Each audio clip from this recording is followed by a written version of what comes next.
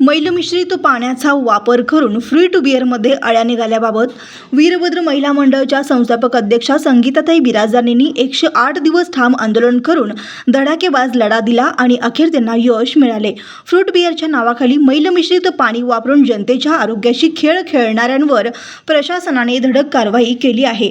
परवाना निलंबनाबाबत श्री सुरेश राजू गोखोंडा राहता ओम साई डिक्स प्लॉट क्रमांक 49 मैत्रीनगर सोलापूर आणि श्री श्याम कल्पवृक्ष राहता ओरिजिनल डिक्स प्लॉट क्रमांक 69 मैत्रीनगर सोलापूर यांच्या दुकानाचे परवाने दिनांक 19/9/2025 पासून 20/9/2025 पर्यंत निलंबित करण्यात आले आहेत, म्हणजे रद्द करण्यात आले आहेत।